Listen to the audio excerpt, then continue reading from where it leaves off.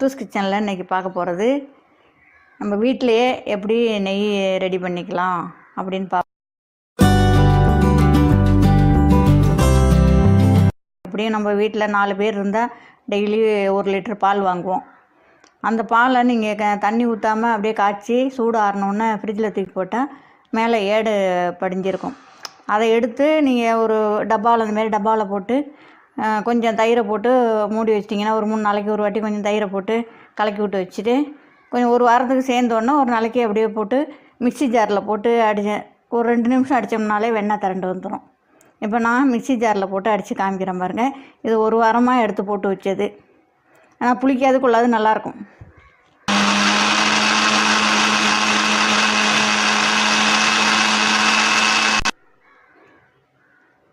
பாருங்கள், இப்போ நல்லா வெண்ணெய் திரண்டு வந்துச்சு. அது ஓடக்குள்ளேயே சவுண்டு மாதிரி கேட்கும். இப்போ நம்ம திறந்து பார்க்கலாம். இதை நல்லா போட்டு வாஷ் பண்ணிடணும். அந்த மோர்லாம் போகிற வரைக்கும் வாஷ் பண்ணணும். மிக்சியில் அடித்து நல்லா அந்த மோர் போகிற வரைக்கும் 3 வாஷ் பண்ணிங்கன்னா நல்லா தண்ணி வெள்ளையாக வர்ற வரைக்கும் அலசி எடுத்துடணும். எடுத்துகிட்டு நல்லா தண்ணியை எடுத்துகிட்டு சிம்மில் வச்சு இந்தமாரி உயரமான பாத்திரத்தில் தான் வைக்கணும். சின்னோண்டி இடத்துலலாம் வச்சோம்னா அது பொடன்னு வெடிக்கிறதுல தெரித்து எல்லாம் வெளியில் போயிடும் நெய்யெல்லாம். அதனால் கொஞ்சம் உயரமான பாத்திரத்தில் வச்சு அடுப்பையும் சிம்மில் வச்சு நம்ம உருக்கணும். அதை இந்த பாருங்கள் எப்படி வெண்ணெய் எடுத்துட்டேன்னு. இப்போ உருக்கி அப்புறம் பார்ப்போம்.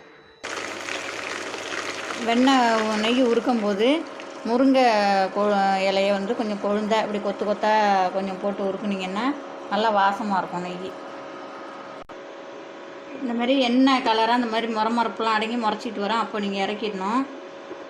கலர் ரொம்ப கருவை விட்டிங்கன்னா ஒரே கசந்து போயிடும் நெய். அதனால் பதமாக பார்த்து இறக்கணும்.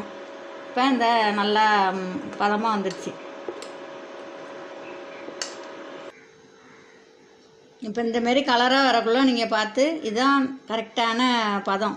கொஞ்சம் எண்ணெய் சவுந்து போச்சுன்னா விட்டுட்டிங்கன்னா கருவி போயிடும், கலர் கருப்பாயிடும், நெய் கசந்து போயிடும். இந்தமாரி எண்ணெய் கலருக்கு வந்தோடனே நீங்கள் பார்த்து எடுக்கணும். ஒரு நாளைக்கு 4 பேர் இருந்தால் 1 லிட்டர் பால் வாங்குவீங்க.